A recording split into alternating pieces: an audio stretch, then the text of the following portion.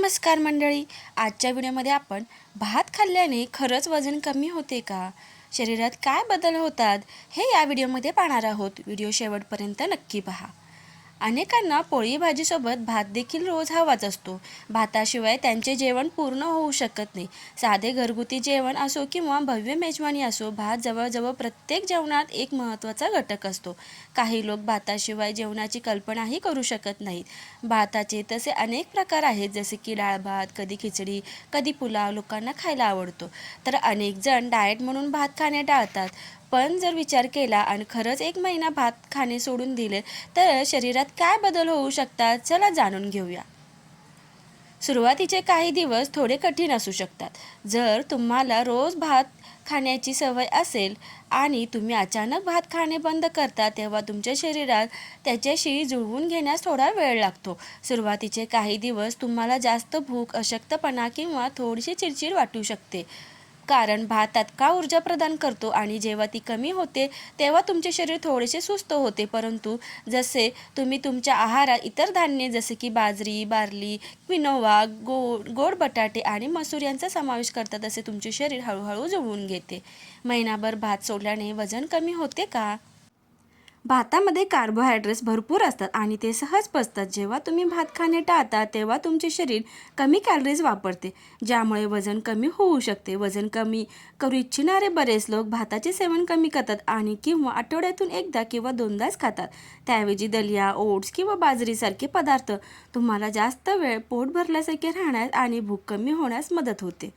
रक्तातील साखरेवर काय परिणाम होईल? पांढरा तांदूळ सहज पचतो आणि त्यामुळे रक्तातील साखरेचे प्रमाण जलद वाढते. महिनाभर भात टाळल्याने तुमच्या रक्तातील साखरेची पातळी अधिक स्थिर राहण्यास मदत होऊ शकते. मधुमेह किंवा रक्तातील साखरेची समस्या असलेल्यांसाठी हे विशेषतः फायदेशीर आहे.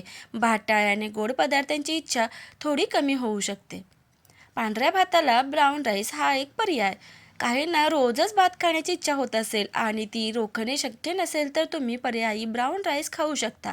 त्यामुळे तुमची शुगर कंट्रोलमध्ये राहू शकते, तसेच त्यामुळे वजनही कमी होऊ शकते. पचनक्रियेत थोडे बदल जाणवू शकतात. काही जणांना भात खाल्ल्याने पोटाला आराम मिळतो, तर काहींसाठी ते गॅस किंवा बद्धकोष्ठतेचे कारण बनू शकते. जेव्हा तुम्ही भात खाणे सोडून देता तेव्हा सुरुवातीला तुम्हाला पोटदुखी किंवा बद्धकोष्ठतेचा अनुभव होऊ शकतो. तथापि जर तुम्ही भाज्या, फळे किंवा संपूर्ण धान्याचे सेवन वाढवले तर तुमचे पचन लवकर सुधारेल. ऊर्जा कमी वाटू शकते. भात तात्काळ ऊर्जा प्रदान करतो. जेव्हा तुम्ही तो खाणे सोडून देता तेव्हा तुम्हाला सुरुवातीचे काही दिवस थकवा किंवा सुस्ती जाणवू शकते, विशेषतः जर तुम्ही दिवसभर काम करत असाल किंवा व्यायाम करत असाल. तथापि तुमचे शरीर ऊर्जेच्या नवीन स्रोताशी जुळवून घेत असताना ही कमतरता स्वतःच दूर होईल.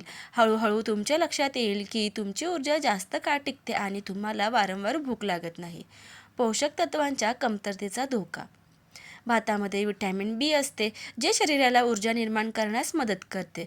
जर तुम्ही बराच काळ भात खाणे टाळले तर तुम्हाला व्हिटॅमिनची कमतरता निर्माण होऊ शकते. यामुळे थकवा, मूड बदलणे किंवा विचित्र अन्नाची इच्छा होऊ शकते.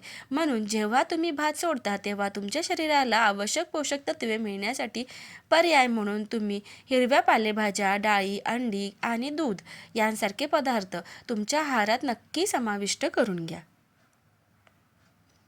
व्हिडिओ आवडल्यास व्हिडिओला लाईक, शेअर आणि सबस्क्राईब करायला विसरू नका. धन्यवाद.